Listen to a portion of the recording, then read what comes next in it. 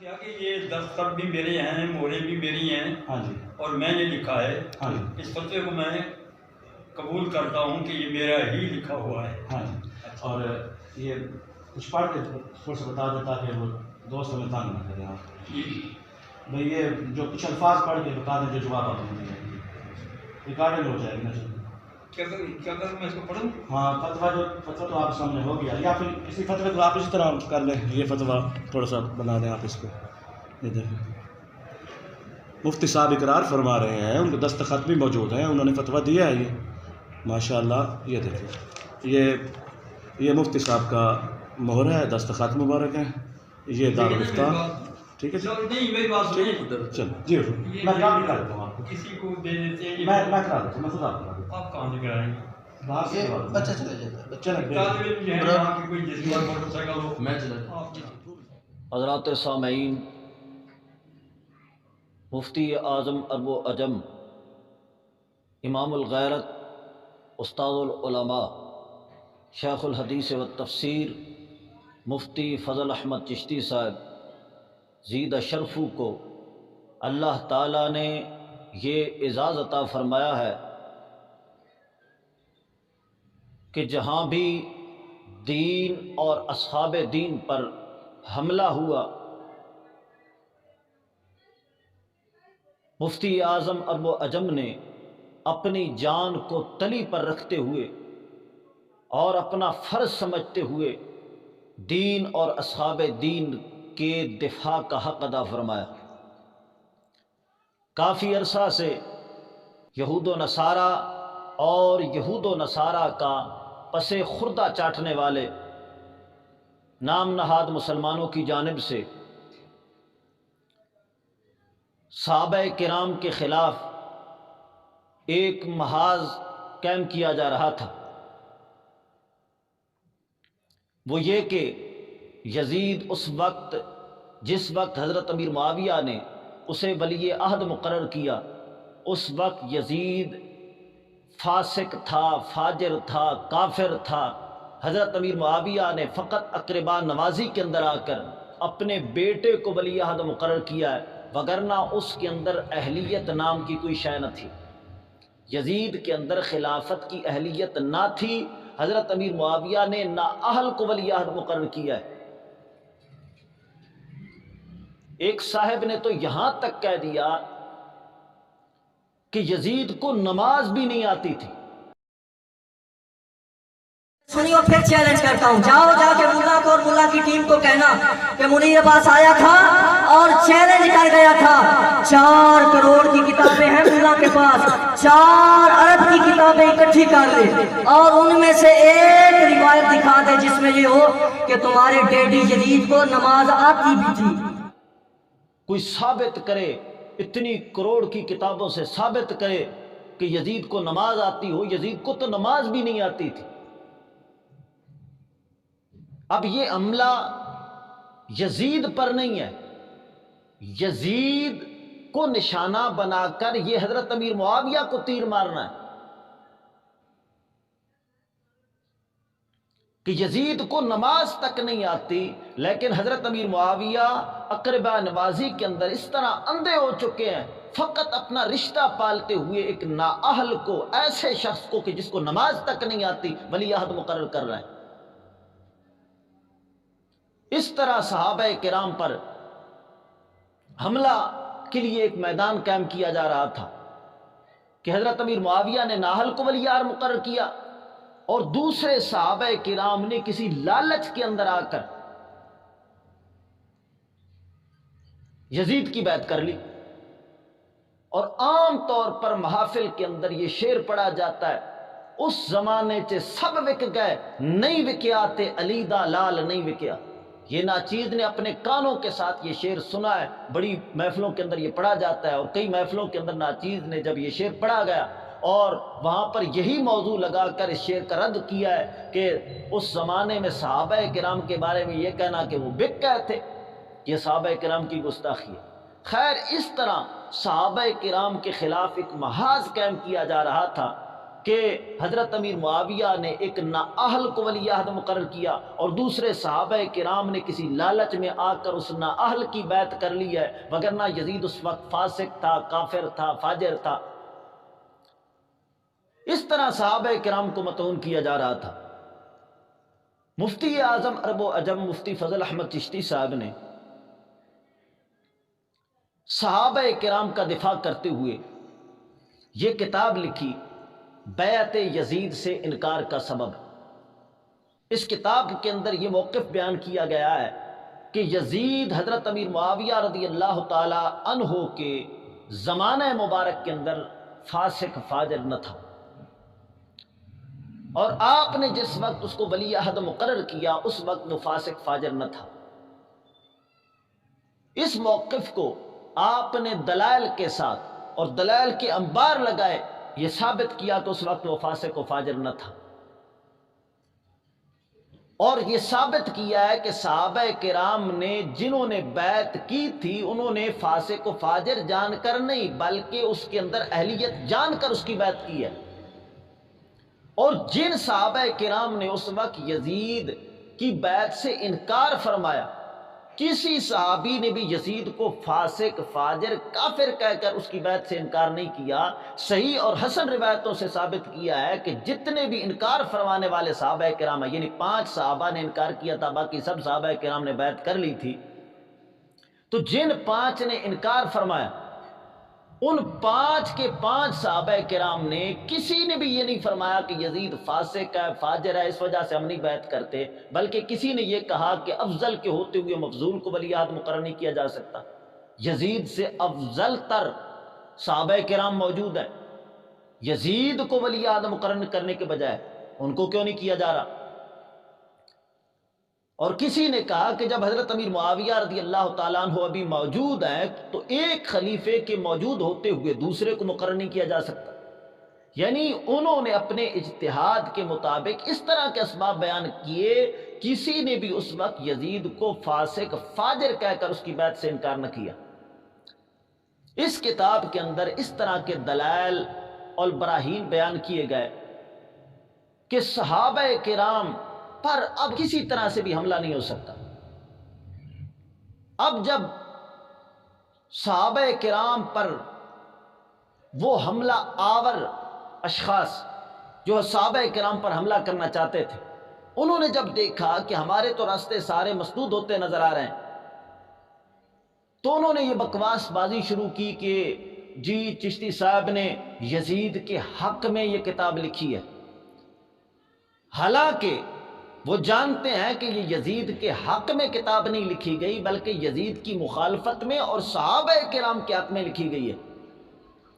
آپ ملاحظہ فرمائیں، اس کتاب کے پہلے صفحے پر یزید کو پلید لکھا ہے کہ یزید پلید اپنے والد ماجد حضرت سیدنا امیر معاویہ کے دور حیات میں کسی برائی میں ملوث نہیں پایا گیا، جو کچھ کیا ان کی وفات کے بعد کیا۔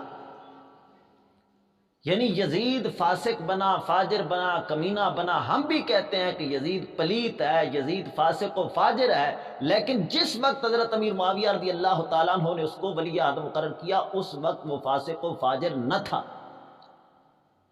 اور کتاب کے آخری صفحہ میں دوسرے ایڈیشن کے اندر دیکھیں آپ، لکھا ہے الحاصل کتاب، فرماتے ہیں ہمارا موقف یزید پلید کو فسق و فجور سے پاک صاف دکھانا نہیں، بلکہ ہمارا موقف صرف اتنا ہے کہ حضرت سیدنا امیر معاویہ رضی اللہ تعالیٰ عنہ نے جس وقت یزید کے لیے بیعت لی تھی اس وقت سے پہلے اور اس وقت کے بعد سیدنا امیر معاویہ کی وفات تک یزید فاسق فاجر نہ تھا، لہٰذا حضرت سیدنا امیر معاویہ کو اس کے کسی ظلم اور برائی کا ذمہ دار ٹھہرانا سراسر غلط ہے اور ایمان ضائع کرنے کا سبب ہے اور رافضیوں کی جھوٹی روایات کا نتیجہ ہے۔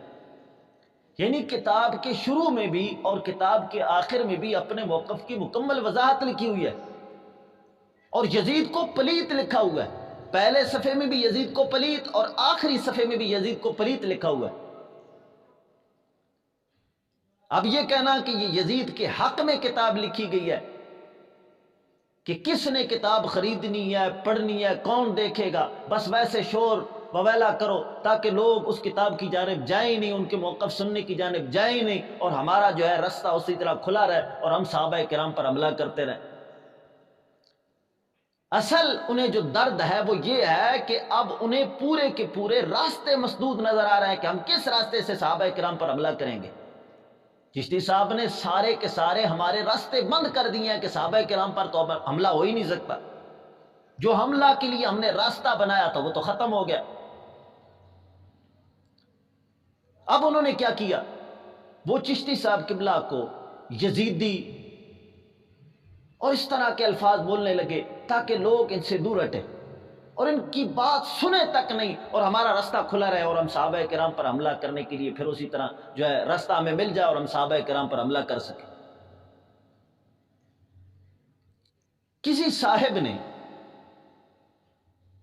چشتی صاحب کا یہ موقف جو بیعت یزید نامی کتاب کے اندر ہے، یہ لکھ کر انوار العلوم ملتان کہ ایک مفتی غلام مصطفیٰ رضوی، ان سے سوال کیا کہ ایک شخص یہ موقف رکھتا ہے جو بیعت یزید سے انکار کا سبب نامی کتاب کے اندر تھا، یہ موقف اس نے اپنے الفاظ میں لکھا اور لکھ کر سوال کیا کہ بتائیے کہ اس طرح کا نظریہ رکھنے والے شخص کے بارے میں آپ کیا کہتے ہیں؟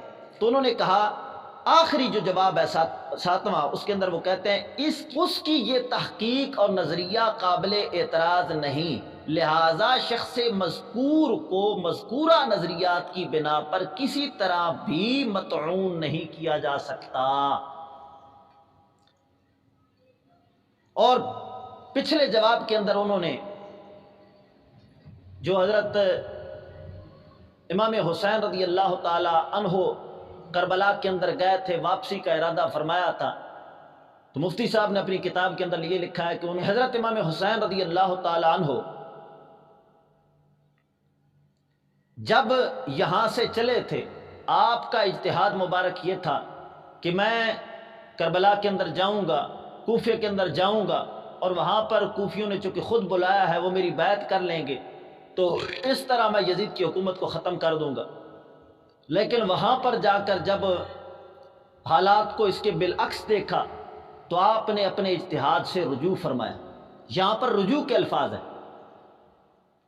اور مفتی غلام مصطفیٰ رضوی صاحب نے کہا کہ پہلا آپ کا اجتہاد خطائے اجتہادی ہے، یعنی پہلے اجتہاد کو یہ خطائے اجتہادی لکھ رہے ہیں۔ اب یہ فتویٰ کسی نے مفتی اعظم عرب و عجم مفتی فضل احمد چشتی صاحب کو دیا کہ آپ کے حق میں انوار العلوم ملتان سے ایک فتویٰ آیا ہے۔ مفتی اعظم عرب و عجم نے یہ فتویٰ سامنے رکھتے ہوئے عبد الحمید خانے والی کو مخاطب کیا اور کہا کہ جس بنا پر تم ہمیں یزیدی کہتے تھے وہ وجہ اور وہ علت تو ان کے اندر بھی پائی گئی۔ یہ حضرت امام حسین کی جانب خطائے اجتہادی کو منسوب کر رہے ہیں۔ ہم نے تو فقط یہ کہا تھا کہ کربلا کے اندر جا کر حضرت امام حسین نے پہلے اجتہاد سے رجوع فرمایا، اور یہ کہتے ہیں کہ ان کا پہلا اجتہاد خطائے اجتہادی ہے، اور یہ کہہ رہے ہیں کہ اس موقف کی بنا پر ایسے شخص کو مطعون نہیں کیا جا سکتا۔ اب بتائیے، جن باتوں کی بنا پر تم ہمیں یزیدی کہتے تھے وہ ساری باتیں ان کے اندر موجود ہیں، جن باتوں کی بنا پر تم ہمیں یزیدی کہتے تھے وہ ساری باتیں ان کے اندر پائی گئی، لہٰذا جس طرح ہمیں یزیدی کہتے تھے اب انہیں بھی یزیدی کہو، اگر انہیں نہیں کہتے تو بتاؤ کس علت کی بنا پر ہمیں پھر کہتے ہو۔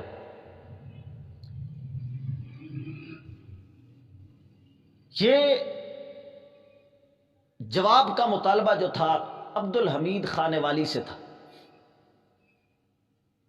عبد الحمید خانے والی کو تو ایسا سانپ سونگا کہ انہوں نے بالکل ہی کفل مدینہ لگا لیا ہے،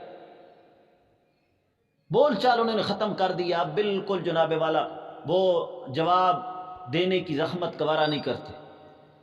پنڈی کا ایک چوہا ہے عبد الحمید خانے والی کا چیلا، خیر چیلا وہ اس کا نہیں ہے، وہ ہر دیگ کا چمچہ ہے، ہر ایک کا ہی چیلا ہے۔ وہ دشمن ہے تو فقط دین کا اور اصحاب دین کا دشمن ہے، باقی جو دین کا دشمن ہو ہر دین کے دشمن کا وہ یار ہے۔ اس کا پیر وہ ہے جو حضرت امیر معاویہ رضی اللہ تعالیٰ عنہ کے بارے میں لکھتا ہے کہ میں معاویہ کے پول کھولوں تو تمہارے رونکڑے کھڑے ہو جائیں. اور اس کے پیر نے اپنی کتاب میں لکھا کہ حضرت امیر معاویہ کاتب وحی نہیں ہے. اور اس کے پیر نے اپنی کتاب نام و نسب کے اندر لکھا کہ بدعتوں کا موجد اول معاویہ ہے. اور اس نے اپنی کتاب نام و نسب کے اندر لکھا کہ حضرت امام حسن کو زہر دے کر مارنے والا معاویہ ہے. اور اس نے اپنی کتاب نام و نسب کے اندر لکھا کہ معاویہ کے حق میں، معاویہ کی شان میں کوئی بھی روایت صحیح نہیں ہے.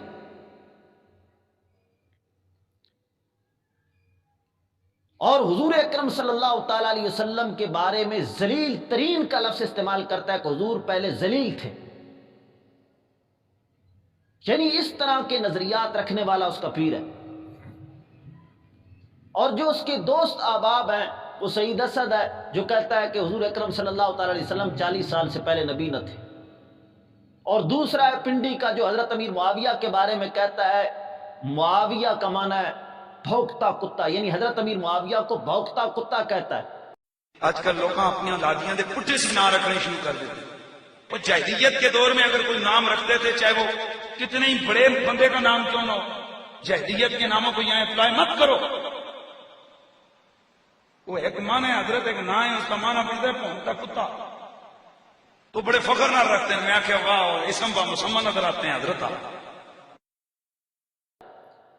اور حضرت ابو سفیان رضی اللہ تعالیٰ عنہ کو پلیت کہتا ہے. میرے نبی کے صحابہ کے لیے تو لفظ یہ استعمال ہوا، اپنے تو اپنے، او ابو سفیان جیسا پلید. حضرت عائشہ صدیقہ پر پتہ نہیں کتنے تبرے کرتا ہے اور کتنی حدیثوں کا مذاق اڑاتا ہے. اور اس کا قائد وہ بابا جمہوریت ہے جو دیوبندیوں کو اپنا بھائی کہتا ہے. بیت المقدس بھی آزاد ہو جائے. بالکل آپ نے درست کہا. اللہ تعالیٰ فرماتا ہے کہ یہود و نصارہ کو دوست مت بناؤ، مگر اللہ تعالیٰ فرماتا ہے کہ اللہ کی رسی کو مضبوطی سے تھامے رکھو اور تفرقے میں مت پڑو. ہم مسلمان آپس میں فرقوں سے نکل کر ایک دوسرے کے دوست اور بھائی حقیقی طور پر کیسے بن سکتے ہیں؟ آپ مولانا طارق جمیل صاحب اور جتنے بھی، ان کا تو میں نے نام لے لیا، جتنے بھی سیکٹ سے تعلق رکھنے والے بڑے اسکالرز ہیں آپ کی طرح نامور، وہ کیسے ہم آہنگی پیدا کر سکتے ہیں اور ایک ہو سکتے ہیں؟ بتایا نا، نقد نبوت کے مسئلے میں ہماری کسی نے مخالفت کی ہے؟ کسی نے بھی نہیں کی ہے. تو کوئی یہ جو گھر کے اندر بھی دو بھائیوں کے اختلاف ہو جاتے ہیں، یہ اختلاف یہ ایسے نہیں ہے کہ جو بیت المقدس کے راستے میں رکاوٹ بن جائے. ہاں یہ ایسے جھوٹ لوگ ایسے بولتے رہتے ہیں جی تفرق کا یہ معنی ہے. یہ نہیں ہے کہ مسلمان کی رائے جو ہے ایک دوسرے کے خلاف بھی نہیں ہونی چاہیے. بالکل بھیڑ بکریوں کی طرح سوچنا بھی بند کر دیں. سوچ اور فکر تو مسلمانوں کی ہے نا. اور اس میں اختلاف جو ہے دو بھائیوں کے بھی ہو جاتے ہیں. چاروں اماموں کے بھی اختلاف ہوئے، امام احمد بن حنبل کے، امام شافعی کے، امام مالک کے اور امام اعظم ابو حنیفہ کے. لیکن وہ چاروں کے چاروں ایسے ہیں. اختلاف، یہ اختلاف ہونا یہ تو حضور نے خود فرمایا میری امت میں اختلاف رحمت ہے. لیکن جب تک وہ گردنیں کاٹنے کی طرف نہ آئے اور جناب وہ دوسرے معاملات یہود و نصارہ کی جنٹیاں کر کے مسلمانوں میں تفرقے نہ کریں تو یہ تو کوئی مسئلہ نہیں. آپ بتائیں ہائی کورٹ کے اندر پاکستان کا آئین اتنا سارا ہے تو ہائی کورٹ میں ایک وکیل ادھر کھڑا ہو جاتا ہے، ایک ادھر، ایک جو ہے مشرق کی طرف چل پڑتا ہے، تو وہاں کبھی کسی نے کہا کہ دونوں کو متفق ہونا چاہیے؟ تشریح میں تو اختلاف ہو جاتا ہے نا. تو یہ کیسے ہو سکتا ہے کہ مولوی خادم ایک تشریح کرے تو اس کے ساتھ ہی ساری دنیا متفق ہو جائے؟ ان کی تشریح جدا ہو سکتی ہے. جس طرح آئین کی تشریح کرتے ہوئے کبھی کسی نے کہا کہ سارے وکیلوں کو ایسے ہو جانا چاہیے؟ تو پھر یہ کیا بات ہوئی کہ سارے قرآن پڑھنے والوں کی رائے ایک ہی ہونی چاہیے؟ رائے کا اختلاف تو ہونا چاہیے، اس میں کیا مسئلہ ہے؟ اس میں تو رحمت ہے.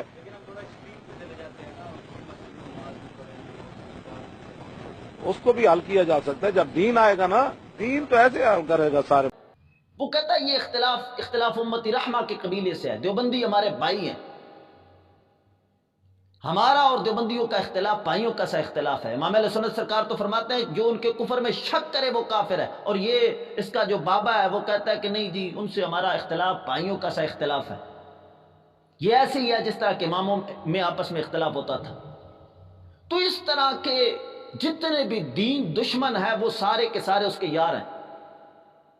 وہ فقط دشمن ہے تو اصحاب دین کا ہے جو دین کا دفاع کرتے ہیں. وہ ہر دیگ کا چمچہ، اب ملا خانے والی کا بھی چمچہ بنا، اور پنڈی والے چوہے نے کہا کہ یہ فتویٰ غلام مصطفیٰ رضوی کا فتویٰ ہے ہی نہیں، میں چیلنج کرتا ہوں، یہ انہوں نے خود گھڑا ہے، یہ نقلی اور جعلی فتویٰ ہے، یہ اس نے چیلنج کیا۔ ناچیز آج کے اس کلپ کے اندر مفتی غلام مصطفیٰ رضوی کا وہ ویڈیو بیان بھی سناؤں گا آپ کو، اور یہ ثابت کروں گا کہ یہ فتویٰ مفتی غلام مصطفیٰ رضوی کا ہی فتویٰ ہے۔ خود بیان سنیے، مفتی غلام مصطفیٰ رضوی بیان دے رہے ہیں۔ پہلے شاید ان کو یاد میں نہ ہو، جب ان کو بتایا گیا، تاریخ بتائی گئی کہ اس تاریخ کو تم نے فتویٰ دیا اور یہ مور، اور انہوں نے اپنی فائل سے جب اٹھایا تو واقعتاً کہتے ہیں یہ میرا ہی فتویٰ ہے اور میں نے ہی تحریر کیا ہے، میں اقرار کرتا ہوں۔ ان کا بیان سنیے۔ میں نے عرض کیا کہ یہ دستخط بھی میرے ہیں، مہریں بھی میری ہیں، ہاں جی، اور میں نے لکھا ہے۔ ہاں جی، اس فتوے کو میں قبول کرتا ہوں کہ یہ میرا ہی لکھا ہوا ہے۔ ہاں جی۔ اور یہ کچھ پڑھ کے تھوڑا سا بتا دیتا کہ وہ دوست ہمیں تنگ نہ کریں آپ بھائی، یہ جو کچھ الفاظ پڑھ کے بتا دیں جو جواب آپ نے دیا، ریکارڈنگ ہو جائے گی نا۔ کیا کروں میں اس کو پڑھوں؟ ہاں، فتویٰ تو آپ سامنے ہو گیا، یا پھر اسی فتوے کو آپ اسی طرح کر لیں، یہ فتویٰ تھوڑا سا بنا دیں آپ اس کو۔ یہ دیکھیں، مفتی صاحب اقرار فرما رہے ہیں، ان کے دستخط بھی موجود ہیں، انہوں نے فتویٰ دیا ہے یہ ماشاءاللہ۔ یہ دیکھیں، یہ مفتی صاحب کا مہر ہے، دستخط مبارک ہے، یہ دارالفتہ، ٹھیک ہے جی؟ نہیں، میری بات سنیں۔ چلو جی، میں کام بھی کر دیتا ہوں آپ کو، کسی کو دے دیتے ہیں، میں کرا دیتا ہوں، میں خود آپ کرا دیتا آپ کہاں سے کرائیں گے؟ ہوں، باہر سے کرا دیتا ہوں۔ بچہ چلا جاتا ہے، بچہ لگ طالب علم جو ہے یہاں کی کوئی جس پر موٹر سائیکل ہو، میں چلا جاتا آپ کی یہ کلپ آپ نے سن لیا، مفتی غلام مصطفیٰ رضوی کا کہہ رہا ہے کہ یہ میرا ہی فتویٰ ہے، میں نے ہی لکھا ہے، میں اقرار کرتا ہوں یہ میرا فتویٰ ہے۔ اب میں اس پنڈی کے بدرو سے کہوں گا کہ جب تو نے مفتی غلام مصطفیٰ رضوی کا خود ویڈیو بیان سماعت کیا، جس کے اندر وہ کہہ رہے ہیں، اعلان فرما رہے ہیں کہ یہ فتویٰ میرا ہی ہے، میں نے ہی لکھا ہے، یہ دستخط مور میرے ہی ہے، میں اقرار کرتا ہوں، قبول کرتا ہوں یہ فتویٰ میرا ہی ہے۔ اب اگر تو حلالی ہے، اس ویڈیو بیان سننے کے بعد ویڈیو بیان چڑھا اور جس کے اندر کہے کہ میں جھوٹ بولتا رہا ہوں، مجھ سے کس بیانیہ ہوئی ہے، میں توبہ کرتا ہوں اور اعلان کرتا ہوں میں نے سب کچھ جھوٹ بولا، وہ فتویٰ مفتی غلام مصطفیٰ رضوی کا ہی ہے۔ اور جب یہ فتویٰ مفتی غلام مصطفیٰ رضوی کا ہے تو اس کے اندر دو باتیں موجود ہیں۔ ایک تو یہ کہ مفتی صاحب کے سارے موقف پر یہ کہہ رہے ہیں کہ مفتی صاحب کو کسی طرح سے طعن و تشنیع کا نشانہ بنانا اور ان پر کسی قسم کا الزام نہیں لگایا جا سکتا، لہذا یہ تو کہہ رہے ہیں کسی قسم کا الزام ان کو نہیں دیا جا سکتا، اور تم کہتے ہو یزیدی۔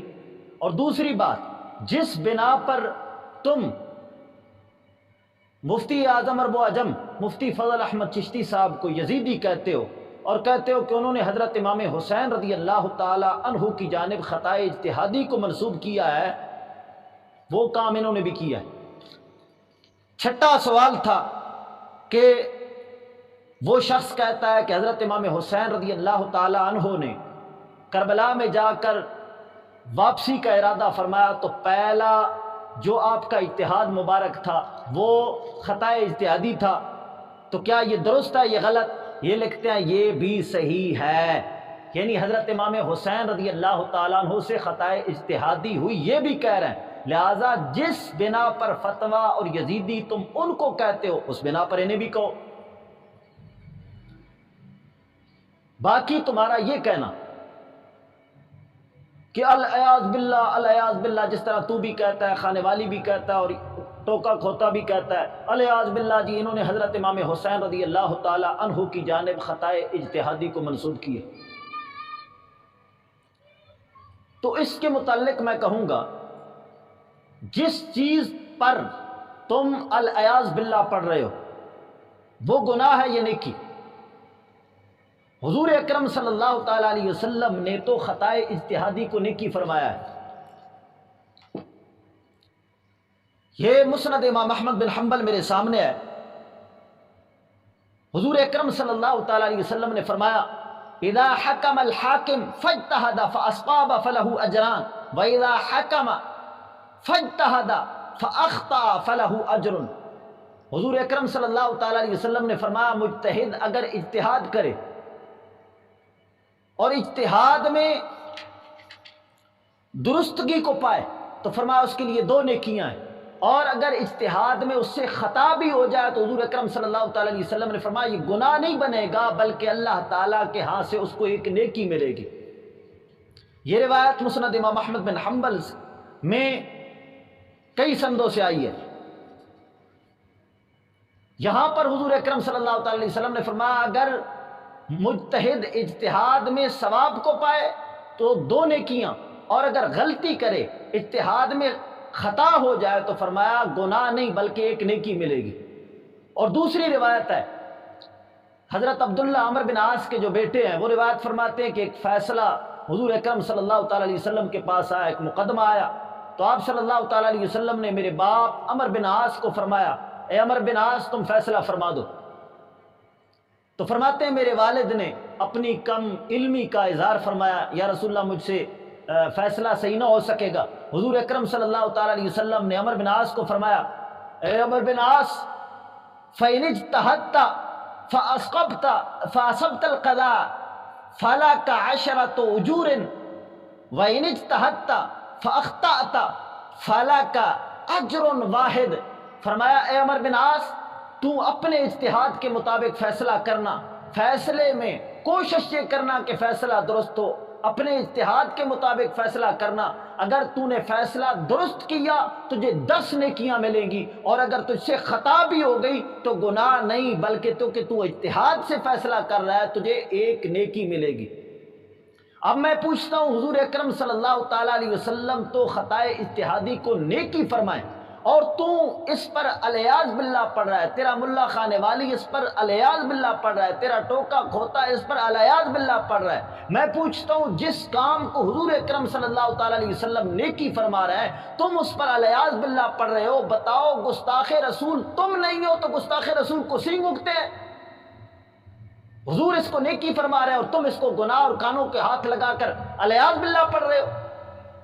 ثانیاً تم نے کہا کہ انہوں نے اجتہادی خطا کو حضرت امام حسین کی جانب منسوب کیا، حالانکہ اہل بیت سے اجتہادی خطا نہیں ہو سکتی، الیاذ باللہ انہوں نے ایسے کیا، الیاذ باللہ انہوں نے ایسے کیا۔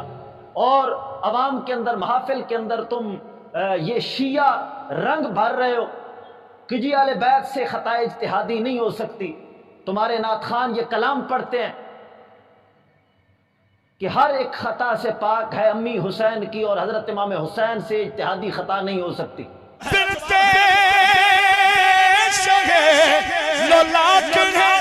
امی حسین کی سید حسین الدین شاہ صاحب کا شاگرد کہہ کے جا رہا ہے، کیا کہہ کے جا رہا ہے؟ ہر ایک خطا سے پاک ہے امی حسین کی، ہر ایک خطا سے پاک ہے امی حسین کی، ہر ایک خطا سے پاک ہے امی حسین کی۔ بولو سارے ہر ایک خطا سے پاک ہے امی حسین کی۔ تو میں پوچھتا ہوں یہ نظریہ کہ اہل بیت کرام سے اجتہادی خطا بھی نہیں ہو سکتی، یہ نظریہ اہل سنت کا ہے یا اہل تشیع کا؟ بتاؤ یہ نظریہ تم قوم کے اندر پھیلا کر تم سنیت کا کام کر رہے ہو یا اہل تشیع کا؟ جبکہ تمہارے جو علماء اہل سنت ہیں وہ تو خطائے اجتہادی کو انبیاء کے لیے بھی ممکن جانتے ہیں، ممکن ہی نہیں بلکہ واقع جانتے ہیں۔ تو نے خطائے اجتہادی کو ادھر منسوب کرنے کی وجہ سے کس کس کو یزیدی کا؟ اب میں تجھ سے مطالبہ کروں گا کہ خطائے اجتہادی حضرت امام حسین کی جانب منسوب ہو وہ تو یزیدی بن جائیں، اور جو حضور اکرم صلی اللہ تعالیٰ علیہ وسلم کی جانب خطائے اجتہادی کو منسوب کرے، بتاؤ اس کی جانب اس کے متعلق کیا فتویٰ ہوگا؟ یہ میرے پاس جال حق ہے، اور اس میں تقلید کی جو بحث چل رہی ہے، اس کے اندر انہوں نے لکھا قرآن کریم نے حضرت داؤد علیہ السلام کی اجتہادی خطا اور حضرت سلیمان علیہ السلام کی درستگی بیان فرمائی مگر کسی پر عتاب نہ فرمایا۔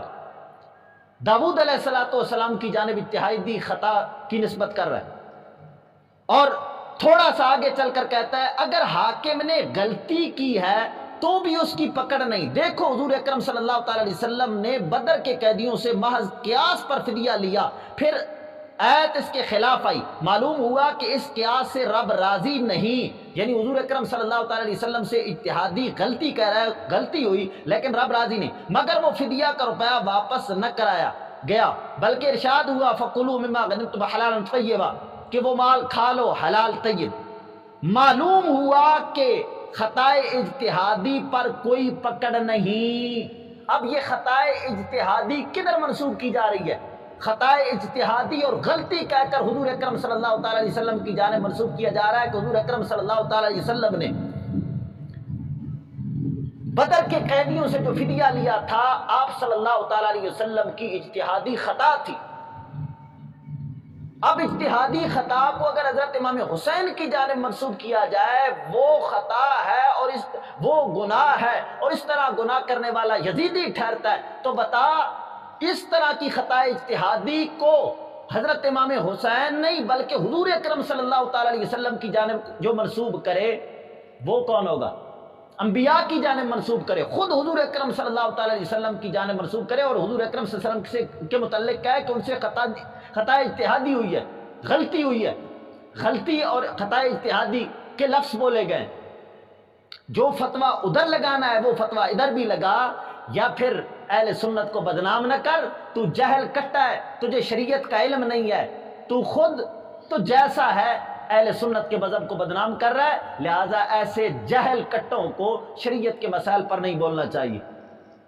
دوسری بات، جب تم نے کہا کہ حضرت امام حسین رضی اللہ تعالی عنہ نے اس وجہ سے بیعت نہیں کی کہ اس وقت یزید فاسق تھا، اور یہ کہتے ہیں جی اس وقت یزید فاسق نہ تھا، حالانکہ یزید اس وقت فاسق تھا۔